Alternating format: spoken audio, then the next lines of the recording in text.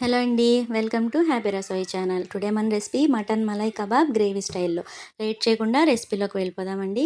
Mutton keema తీసుకుంటాం. ఇందులో fat content అనేది ఎక్కువ ఉండాలి మనం కబాబ్స్ ఎప్పుడు చేసినా సరే.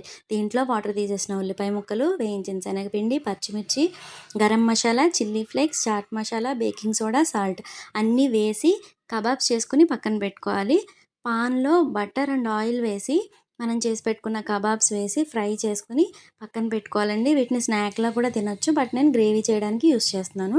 గ్రేవీకి కావాల్సిన ఇంగ్రీడియెంట్స్ ఏంటో చూసేద్దాం. కబాబ్స్, పచ్చిమిర్చి, మిరియాల పొడి, చిల్లీ ఫ్లేక్స్, పెరుగు, క్రీమ్, జీడిపప్పు, ఉల్లిపాయ ముక్కలు, క్యాప్సికమ్, గరం మసాలా పొడి, యాలకులు, లవంగాలు, దాల్చీని అండ్ అల్లం వెల్లుల్లి పేస్ట్. ఇవన్నీ తీసుకుని పక్కన పెట్టుకుంటే ఈజీగా రెడీ అవుతుందండి. పాన్‌లో బటర్ వేసుకుని మనం తీసి పెట్టుకున్న ఆనియన్స్ ఉన్నాయి కదా! దాంట్లో సగం ఆనియన్స్ అండ్ క్యాప్సికమ్ వేసి లో ఫ్లేమ్‌లో ఫ్రై చేసుకోవాలండి. కొంచెం గోల్డెన్ కలర్ అన్నది రావాలి ఆనియన్‌కి. ఈ విధంగా ఫ్రై చేసుకొని పక్కన పెట్టుకోవాలి. దీన్ని మనం లాస్ట్‌లో యూజ్ చేస్తాం. గ్రేవీ మీద వేస్తాం అనమాట. ఇప్పుడు అదే పాన్‌లో మిగిలిన ఆనియన్స్ వేసి అందులో జీడిపప్పు అండ్ పచ్చిమిర్చి వేసి బాగా ఫ్రై చేసుకోవాలండి. ఇవి ఫ్రై అయిన తర్వాత అల్లం వెల్లుల్లి పేస్ట్ కూడా వేసి బాగా ఫ్రై చేసుకోవాలి.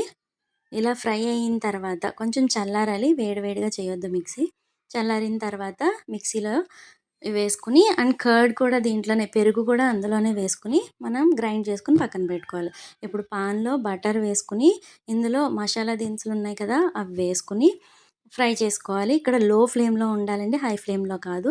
మనం గ్రైండ్ చేసి పెట్టుకున్న కాజు మిక్స్చర్ ఉంది కదా! అది కూడా వేసి ఫ్రై చేసుకోవాలండి ఒక 5 మినిట్స్. తర్వాత చిల్లీ ఫ్లేక్స్, మిరియాల పొడి వేసి ఫ్రై చేయాలి. ఇక్కడ అడుగు పడుతుందండి. అడుగు పట్టకుండా చూసుకోవాలి.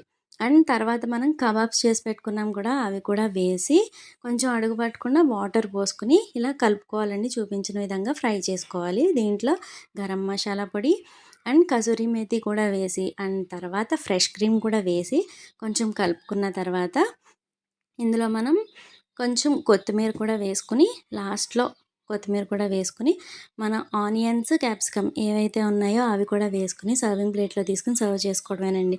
చాలా ఈజీ అండ్ టేస్టీ రెస్టారెంట్ స్టైల్‌లో ఉంటది. ట్రై చేసి చూడండి. నాన్స్‌తో తింటే చాలా బావుంటది. Please subscribe my channel. Thank you.